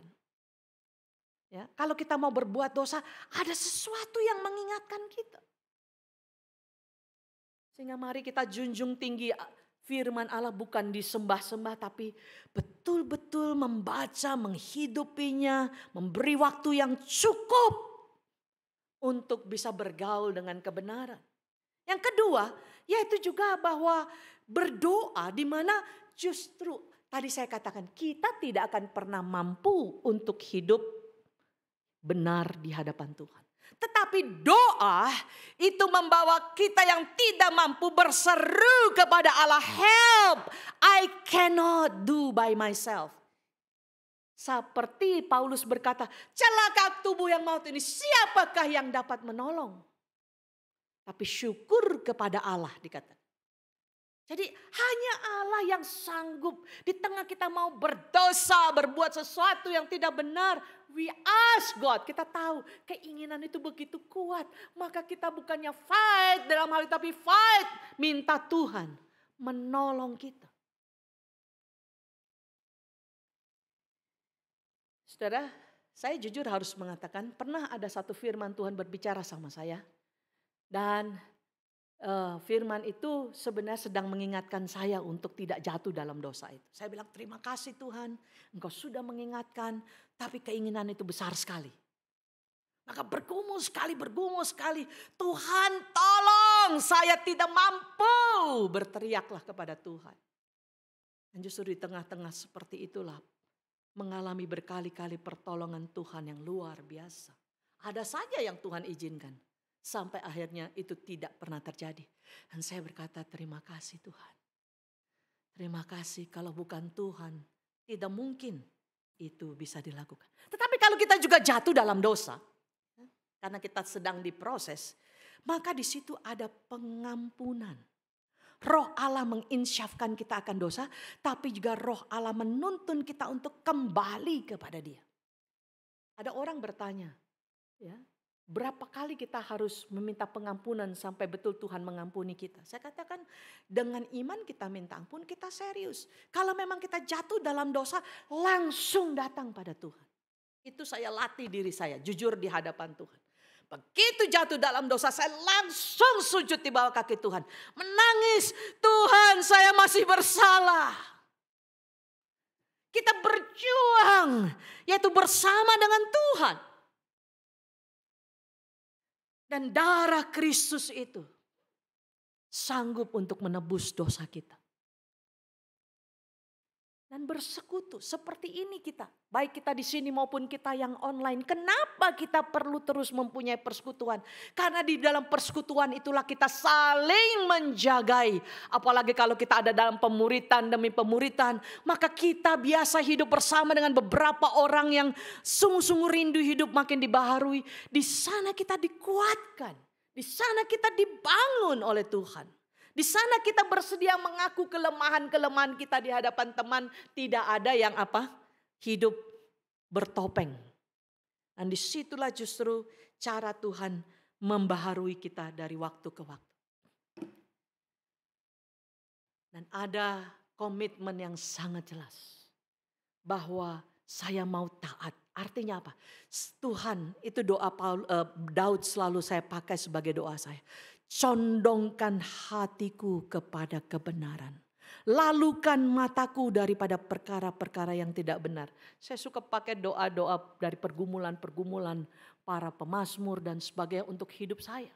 Lalukan mataku dari melihat hal yang tidak benar. Condongkan hatiku kepada Engkau. Buatlah hatiku melekat kepada Engkau. Itu tekad, itu belajar untuk taat kepada Tuhan. Dan di dalam Galatia pasal yang kelima di atasnya. Dengan jelas dikatakan bahwa kalau kita tidak mau menggunakan kesempatan untuk berbuat dosa. Itu ayat 13. Berbagilah. Hiduplah bagi orang lain. Layanilah sesama kita. Maka tidak ada kesempatan-kesempatan. Hanya ingin memuaskan diri kita sendiri. Jadi pada waktu kita bersedia hidup dalam Roh Kudus. Hidup di dalam tiap-tiap hari dipimpin oleh Roh Kudus. Di situ kita tidak ingin mengalami hal yang lebih lagi. Karena apa? Karena satisfaction, kepuasan itu sudah kita terima. Tapi kalau kita tidak mau peduli kepada Roh Allah, tidak mau peduli kepada firman dan sebagainya, hati kita terus menggerogoti diri, ingin dipuaskan, maka kita bisa melakukan banyak hal supaya memuaskan diri. Entah itu lewat seks, entah itu lewat korupsi, entah itu lewat berbagai-bagai hal bisa terjadi. Cuma kekasih Tuhan, ini merupakan khotbah yang tidak mudah karena saya juga bergumul di dalamnya. Tetapi justru saya bersyukur diberi kesempatan untuk firman ini. Kenapa? Karena dengan hal ini juga menggeluti terus menerus. Bagaimana membiarkan diri melatih hidup untuk terus menerus. Disiplin bersedia berjalan bersama dengan Roh Tuhan dari waktu ke waktu. Maka dikatakan, tadi D.E. Carson mengatakan, begitu kita bersedia dipimpin roh, kita mulai makin tidak suka kepada hal-hal daging, dan justru hal-hal seperti ini makin menguasai diri kita. Lihat, kalau yang tadi terus terpana pada diri sendiri, itu daging ya. Kebusukan, hawa nafsu, perselisihan. Tapi ini kita lihat, yang terjadi love, mengasihi sesama kita. Joy, peace. Dan yang paling saya suka kalimat di bawah itu, self-control. Ini bukan hal yang mudah. Dan ini terus menjadi doa pergumulan saya secara pribadi. Tuhan beri self-control, menguasai diri supaya makin bisa dipakai Tuhan. Supaya makin bisa, makin kuat. Self-control, penguasaan diri. Ya. Maka saya ingin mengakhirinya dengan bagian-bagian ini. Mari kita masuk kepada, saya ingin mengajak kita membukanya. 1 Timotius 1 ayat 13 sampai 16. Kita terus masih belajar dari Paulus. Karena memang Paulus menemukan jalan keluar dari pergumulan-pergumulan dia di dalam kitab yang tadi kita pelajari. Bergumul dengan dosa dan bagaimana dia mengalami kemenangan demi kemenangan. Di dalam 1 Timotius 1 ayat 13 sampai 16, ini adalah bagian yang saya suka sekali untuk mempelajari baik-baik. Dikatakan di dalam konteks ini, ya kalau kita membukanya, maka maafkan ini sangat tipis, jadi ya dalam 1 Timotius 1 ayat 13, aku yang tadinya seorang penghujat, seorang penganiaya, seorang ganas, ya. Paulus berkata I was. Jadi sesuatu yang di belakangku itu, aku itu orang yang sangat buruk. Penghujat, penganiaya, pembunuh, dia teroris besar pada zaman itu. Kalau kita banyak bicara tentang teroris ini, teroris besar, pembunuh orang-orang yang berjalan dalam jalan Tuhan, bukan? Tapi dikatakan bahwa tetapi aku telah dikasihaninya. Inilah anugerah daripada Allah. Jadi tidak ada yang bisa merubah engkau dan saya kecuali Allah di dalam kasih karunia-Nya. Ya. Manusia paling berdosa di ayat 16, mari kita lihat. Ayat 15. Perkataan ini benar dan patut diterima sepenuhnya. Kristus Yesus datang ke dunia untuk menyelamatkan orang berdosa. Di antara mereka akulah yang paling berdosa. Jadi dia menganggap dirinya the highest. Orang yang paling jahat dari semua penjahat. Wah, luar biasa itu. Tapi di dalam ayat 16. Tetapi justru karena itu aku dikasihani. Saudara, walaupun Allah benci dosa, tapi Allah cinta orang berdosa. Itu sebabnya Allah memberikan Kristus supaya dikasihani. Dikatakan agar dalam diriku sebagai orang paling berdosa, Yesus Kristus menunjukkan seluruh kesabarannya. Dengan demikian aku menjadi contoh bagi mereka yang kemudian percaya kepadanya dan mendapat hidup yang kekal. Yang kedua, 1 Korintus 15. Ini yang paling terakhir ayat yang ingin saya baca bersama-sama dengan saudara. Di rahasia-rahasia yang luar biasa daripada Paulus mengalami kemenangan. Jadi lagi-lagi kemenangan bukan kekuatan sendiri. Kemenangan bukan sesuatu yang dapat dilakukan dengan upaya sendiri. Keselamatan, pengampunan itu anugerah dikerjakan Allah Tritunggal. Tapi juga kemenangan dalam hidup hari demi hari itu juga adalah pekerjaan Tuhan. Dikatakan pada 1 Korintus 15 ayat 9. Karena aku adalah yang paling hina dari semua rasul. Bahkan tidak layak disebut rasul sebab aku telah menganiaya jemaat Allah. Lalu ada kata lagi, tetapi. Jadi selalu begitu. Aku begini tetapi Allah. Aku begini tetapi Allah. Aku begini tetapi Allah. Kata tetapi itu kasih karunia Allah melampaui dosa, melampaui kebusukan, melampaui kebobrokan hidup Paulus.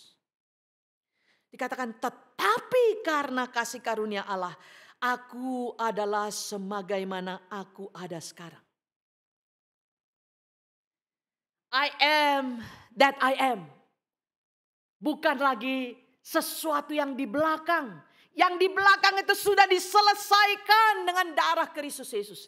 Yang ada sekarang, aku diterima oleh Allah karena anugerah Allah. Karena kasih karunia-Nya. Maka dikatakan bahwa aku tidak akan menganggap kasih karunia Allah itu dengan sia-sia. Nah, ini yang diajak kepada engkau dan saya.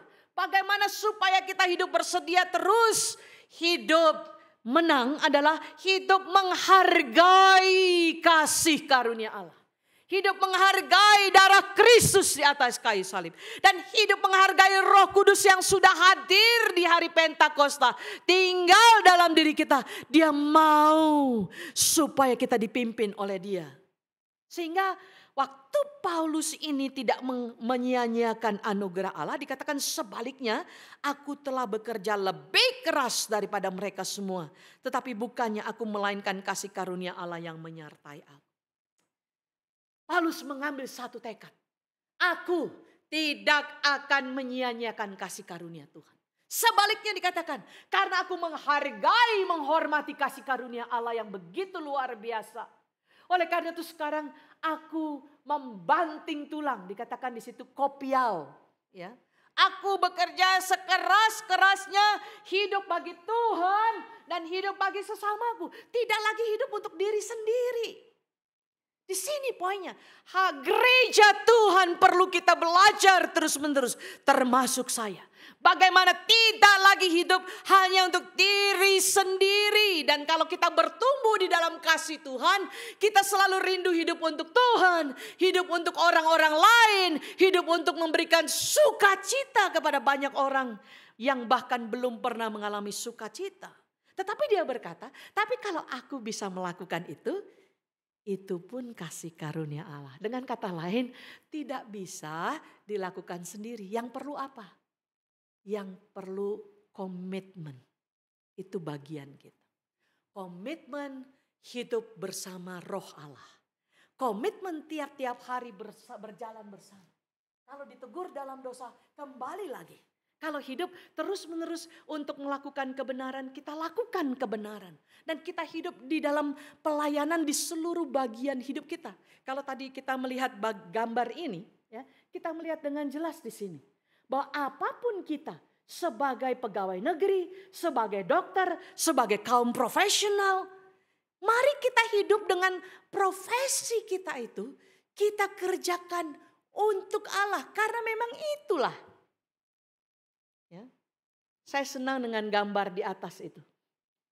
2 Timotius 3:17. Kalau kita dibaharui dari waktu ke waktu untuk menjadi serupa Kristus, yaitu kita diperlengkapi untuk melakukan pekerjaan baik. Sehingga mari kita punya tekad, hiduplah melakukan pekerjaan baik. Kalau kita ibu rumah tangga, biar kita di rumah tangga melakukan pekerjaan baik. Buat suami, buat anak, buat keluarga kita. Itu yang berkenan kepada Allah. Kalau kita ada di pekerjaan kita di rumah sakit, di pegawai negeri, dimanapun, bahkan di gereja. Mari kita lakukan pekerjaan baik. Sebaik-baiknya. Itulah namanya menghargai anugerah Allah. Dan yang terakhir, bukankah Yesus berkata, jangan pergi kemana-mana sampai pendamping sudah datang. Karena apa? Kalau Roh Kudus turun ke atasmu, kamu akan menjadi saksiku di Yerusalem, Yudea, Samaria, sampai ke ujung bumi. Dengan kata lain, Roh Kudus diberikan kepada kita bagian terakhir ini. Mengempower kita untuk menjadi saksi Allah. Kita harus hidup multiplikasi. Ya. Kisah Rasul 1 ayat 8 tidak hanya tertuju pada murid-murid pada saat itu. Amanat agung tidak hanya tertuju pada murid-murid saat itu. Tapi bagi engkau dan saya, kita semua yang adalah murid Allah. Ini adalah perintah Tuhan. Mari kita pergi berbagi kasih, melayani, bersaksi lewat perkataan dan perbuatan kita dimanapun kita berada. Supaya, ada kalimat di situ, jadikanlah semua bangsa, apakah itu di kantor kita orang-orangnya, Apakah itu di rumah sakit di tempat kita bekerja? Apakah itu di tetangga kita atau di mana saja? Jadikanlah semua bangsa muridku. Itu panggilan Allah. Dan justru Roh Kudus diberikan untuk mengempower kita melakukan itu. Supaya pada akhirnya banyak orang kembali kepada Tuhan dan mempermuliakan Tuhan di dalam kehidupan. Kiranya hari Pentakosta ini sungguh membawa kita lebih dekat kepada Roh Allah. Sungguh membawa kita untuk bersedia berjalan bersama Dia. Dan membawa kita pada akhirnya bersedia dipimpin, dipakai untuk kemuliaan Tuhan. Sampai kedatangan Yesus Kristus yang kedua kali. Mari kita berdoa.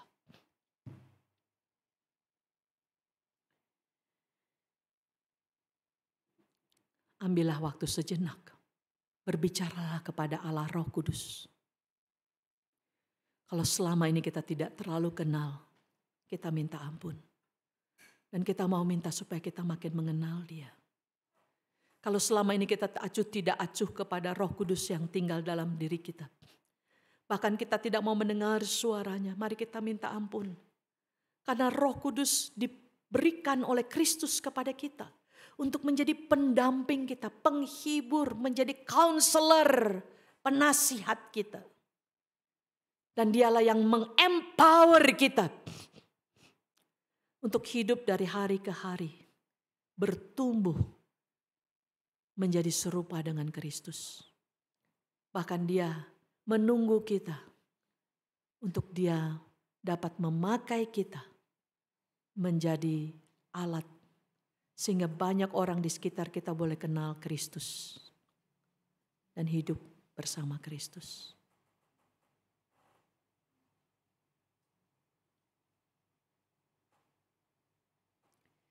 Kami bersyukur di hari peringatan Pentakosta ini. Kami dibawa lebih dekat kepadamu ya Roh Kudus. Allah yang hidup. Kami mengaku bahwa begitu sedikitnya mengenal Engkau sehingga kami tidak memahami bagaimana hidup bersedia terus-menerus dipimpin dengan Engkau. Tapi kami bersyukur firman-Mu dengan jelas mengajarkan kami bahwa Engkaulah yang diutus Kristus untuk mendampingi kami. Kami bersyukur karena Allah sendiri mendampingi kami dalam hidup di tengah dunia yang sudah jatuh dalam dosa ini. Allah sendiri yang memberikan kami kekuatan, hikmat, pimpinan hari demi hari. Baik di rumah tangga, keluarga, pekerjaan, pelayanan atau apapun juga. Bahkan di tengah kami berduka atau bahkan kami jatuh ke dalam dosa. Roh Kudus itu yang menghibur, menguatkan, menginsyafkan dan mendorong kami kembali kepada Tuhan. Karena itu kami berdoa bersama-sama saat ini. Tuhan ampunilah kami. Dan biarlah kami dibawa makin dalam. Baik pengenalan akan Engkau, persekutuan dengan Engkau. Dan hari demi hari kami bertekad ya Tuhan. Pimpinlah step-step hidup kami mulai dari kami bangun dan sepanjang hari. Supaya justru di dalam pimpinan Roh-Mu kami boleh mengalami anugerah luar biasa. Hidup kami diubah dari waktu ke waktu menjadi serupa dengan Kristus. Hidup kami berbagi berbuat baik kepada sesama kami. Dan kami boleh menjadi saksi-Mu. Sampai kedatangan Kristus yang kedua kali. Tuhan kami berdoa. Berkati seluruh jemaat-Mu. Majelis hamba Tuhan. GKY Gading Serpong. Terpujilah Engkau dalam Kristus Yesus kami berdoa. Amin. Terima kasih. Tuhan memberkati kita.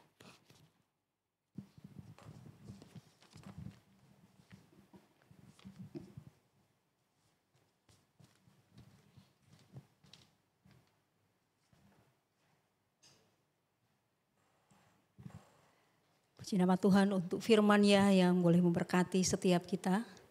Mari Bapak Ibu Saudara yang dikasihi Tuhan, kita mau menyatakan rasa syukur kita untuk berkat-berkat yang limpah yang Tuhan sudah berikan bagi kita. Kita sungguh-sungguh boleh meresponi apa yang sudah Tuhan nyatakan kepada kita. Kita sadar betul bahwa kita hidup di tengah-tengah dunia tidak bisa berjalan sendiri.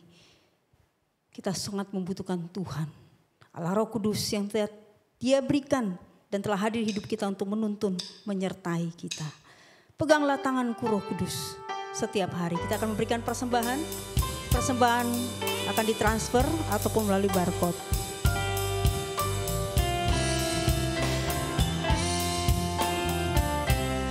Peganglah tanganku Roh Kudus setiap hari. Ku tak dapat jalan sendiri tanpa Roh-Mu ya Tuhan. Tanpa Roh-Mu bawalah diriku kepada kebenaran. Bawalah diriku kepada jalan kebenaran, agar ku tidak tersesat, mengikuti jalan-Mu.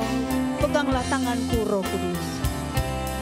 Peganglah tanganku Roh Kudus setiap hari. Ku tak dapat jalan sendiri tanpa Roh-Mu Tuhan. Tanpa Roh-Mu bawalah diriku kepada kebenaran-Mu Tuhan. Bawalah diriku kepada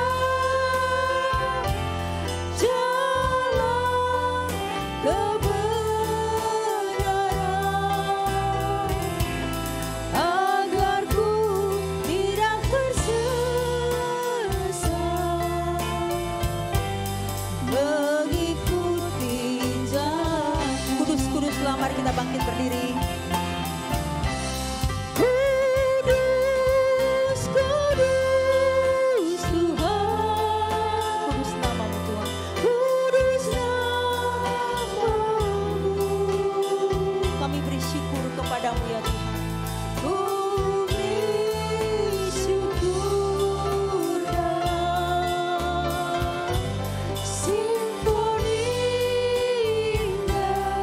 Ajaib nama-Mu ya Tuhan. Ajaib, ajaib Tuhan. Ajaib nama-Mu. Nama yang beri menang, Yesus namanya. Nama yang beri menang, Yesus nama. Kudus Engkau Tuhan. Kudus, kudus Tuhan. Kudus nama-Mu. Terimalah syukur kami. Ku beri syukur dalam simfoni indah. Nama Yesus nama yang ajaib. Ajaib, ajaib Tuhan. Ajaib nama-Mu. Nama yang beri menang, Yesus namanya.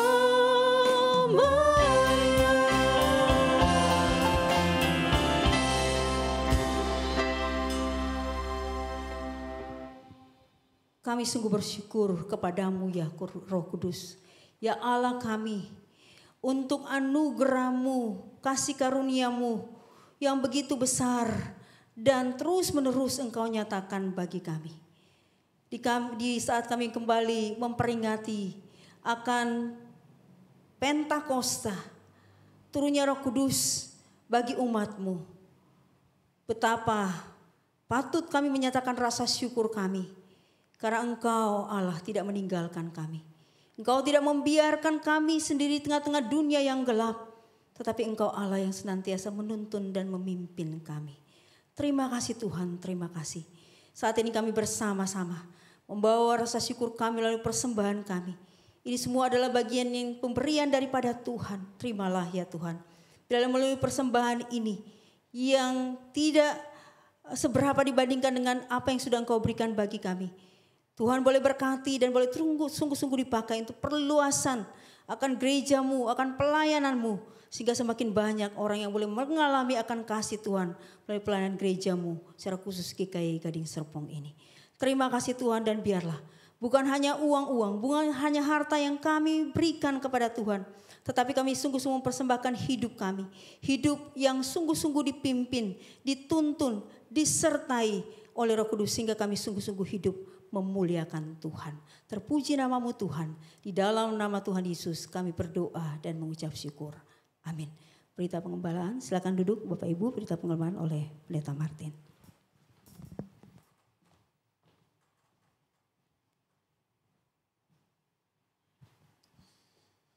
Saudara, kita bersyukur hari ini adalah hari kita sama-sama memperingati dan mensyukuri karya dari Allah Tritunggal, Bapa dan Anak yang telah mengutus Roh Kudus bagi kita orang percaya untuk menyertai dan memimpin hidup kita.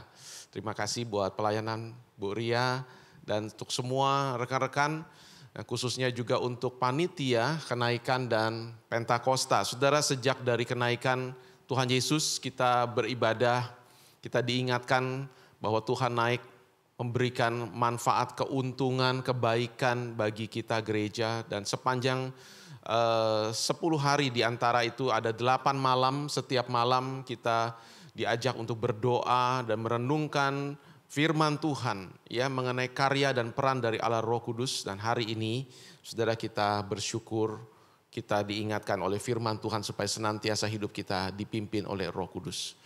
Saudara, beberapa hal yang perlu untuk kita perhatikan.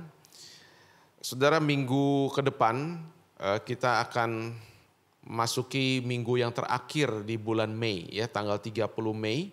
Saya mengajak kita untuk bisa kembali beribadah pada hari Minggu depan. Di tanggal 30 Mei, ya, firman Tuhan akan disampaikan oleh Ibu Rine, menemukan kembali dan merawat kasih yang semula. Ya, kita akan memikirkan kembali topik-topik yang berkaitan dengan keluarga. Ya, kemudian saudara, untuk persekutuan doa hari Rabu ini kita akan melanjutkan pembahasan mengenai doktrin keselamatan, ya, oleh Evangelis Timotius Sinaga. Live melalui channel YouTube jam 7 malam, ya, demikian. Kemudian persekutuan Komisi Wanita pada hari Jumat ini, ya, jam 10 juga melalui channel YouTube para ibu dan kaum wanita, ya, mari bergabung dengan topik pembahasan dari surat Yakobus, ya, oleh penginjil Wilson. Demikian. Kemudian pada minggu pertama bulan Juni nanti tanggal 6 kita kembali akan mengadakan perjamuan kudus dalam 3 kali ibadah live streaming.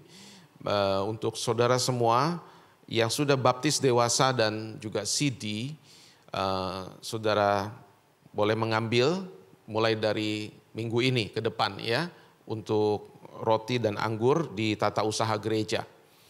Ya, kemudian kita juga akan melaksanakan baptisan anak kembali dan juga atestasi, penerimaan atestasi masuk pada minggu pertama Juli. Jadi bagi saudara-saudara yang selama ini telah beribadah, ya, secara rutin di GKI Gading Serpong dan saudara sudah merasa ini tempat yang baik dan cocok untuk saudara bisa bertumbuh dan melayani, saudara dihimbau untuk bisa menjadi anggota, ya, menjadi anggota melalui proses atestasi masuk. Demikian juga untuk para orang tua yang ingin anaknya untuk dibaptiskan. Jadi pada awal Juli nanti segera untuk saudara bisa mengambil formulir untuk mengisi dan melengkapi ya persyaratan administratif. Baik, demikian. Itu saja ya. Oke, ada saudara untuk program utama kita pada tahun ini, pada bulan Agustus mendatang, 40 Days of Gospel, ada 215 jemaat yang sudah mendaftar. Saudara, tentu saja kerinduan kita adalah bahwa ini menjadi satu dorongan kembali bagi kita ya untuk bertumbuh secara rohani. Setelah 2020 saudara masa-masa yang panjang kita mengalami pandemi, saudara itu juga satu hal yang tidak mudah bagi semua seluruh dunia termasuk juga bagi kita ya jemaat, bagi gereja. Maka tahun ini saya mendorong saudara-saudara untuk mengambil kembali ya satu langkah. Mari kita bertumbuh kembali bersama-sama ya melalui pembelajaran yang kita akan sama-sama lakukan, dan saya mendorong saudara untuk mengambil langkah ini supaya kita bisa terus bertumbuh ya bersama-sama sebagai gereja. Dan saudara bisa mendaftar melalui berbagai cara ya. Saudara bisa mendaftar bagi saudara yang sudah ikut kelompok kecil melalui para pemimpin dan pemerhati kelompok kecil. Bagi saudara yang belum bergabung dengan kelompok kecil, saudara tinggal telepon gereja saja ya. Melalui tata usaha bisa, atau saudara pergi ke website GKY Gading Serpong ya, di sana juga sudah ada informasi mengenai hal ini. Baik, saudara, kemudian selanjutnya ya, silakan.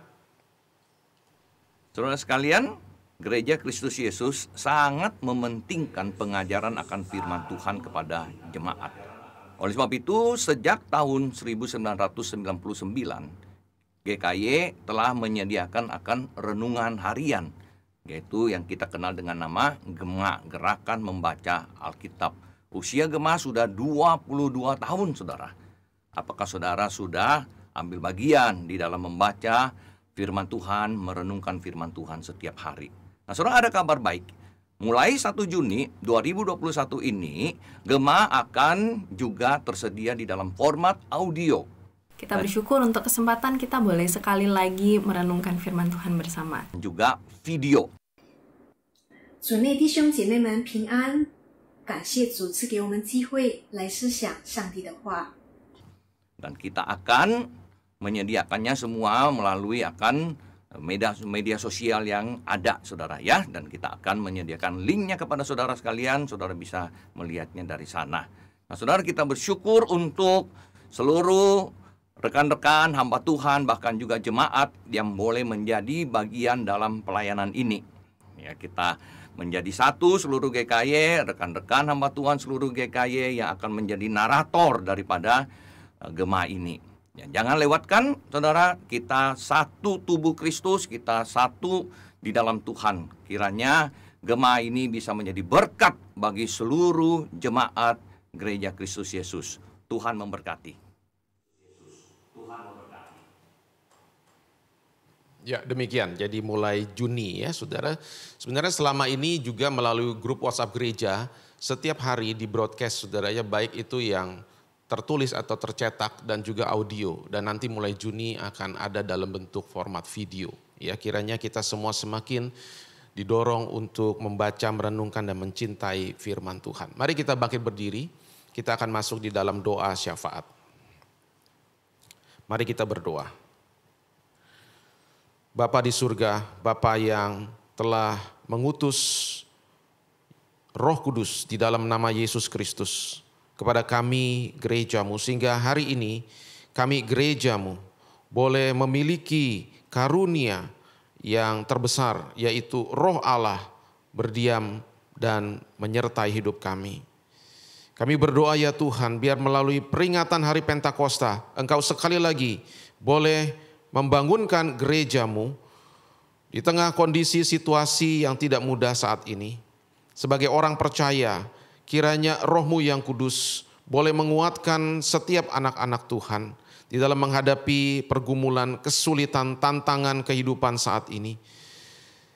Engkau yang boleh memberi penghiburan kepada anak-anak Tuhan yang sedang mengalami kesusahan, yang sedang mengalami kedukaan. Tuhan memberikan pengharapan kepada anak-anak-Mu ya Tuhan, yang mungkin saat ini sedang mengalami putus asa. Engkau juga yang memberikan pertolongan untuk anak-anak Tuhan yang berharap, yang memohonkan jalan keluar di dalam pergumulan saat ini. Dan kami berdoa ya Tuhan, biar Engkau yang memimpin hidup kami, supaya oleh kehadiran-Mu dan pertolongan-Mu dari hidup kami boleh mengeluarkan buah kasih, sukacita, damai sejahtera, kesabaran, kemurahan, kebaikan, kesetiaan, kelemah lembutan, dan penguasaan diri. Tuhan berkati setiap anak-anak Tuhan. Pimpin sertai dalam keadaan apapun saat ini. Yang sakit Tuhan sembuhkan. Yang butuh pertolongan Tuhan bukakan jalan. Kami menyerahkan Tuhan juga untuk Indonesia. Kami berdoa Tuhan berkati bangsa kami, berkati pemerintahan kami, berkati perekonomian bangsa kami, berkati juga ya Tuhan dalam upaya saat ini untuk mengatasi pandemi, proses vaksinasi yang terus berjalan Tuhan pimpin berkati. Kami juga mau berdoa khusus Tuhan untuk 40 Days of Gospel. Tuhan bangkitkan kembali gereja Tuhan dari kelesuan. Biar Injil sekali lagi boleh menjadi sumber kekuatan mentransformasi hidup kami sebagai orang percaya untuk hidup dengan kuat kuasa Roh Kudus. Boleh menjadi saksi Tuhan di tengah dunia ini. Kami menyerahkan ya Tuhan semua doa permohonan kami ini ke dalam tangan kasih-Mu. Di dalam nama Tuhan Yesus kami berdoa. Amin. Doksologi.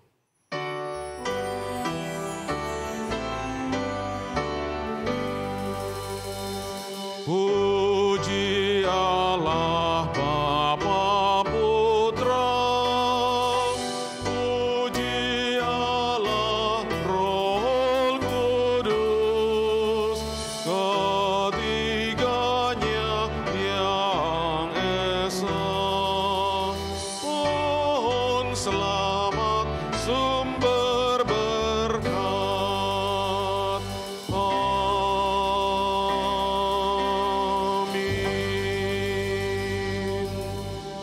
Tuhan arahkan hatimu kepada Tuhan, hiduplah oleh Roh dan dipimpin oleh Roh, terimalah berkat-Nya. Kiranya anugerah dan kasih dari Allah Bapa, damai sejahtera dan keselamatan dalam Tuhan Yesus Kristus, penyertaan, tuntunan dan kemenangan di dalam Allah Roh Kudus bersama dengan saudara hari ini sampai Tuhan Yesus datang dan sampai selama-lamanya. Amin.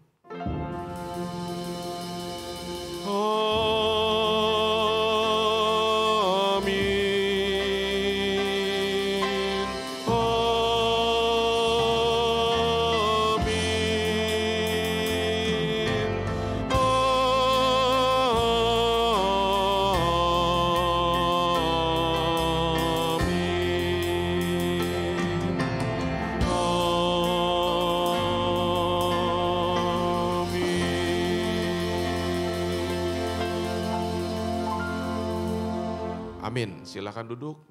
Doa teduh ibadah selesai. Tuhan memberkati.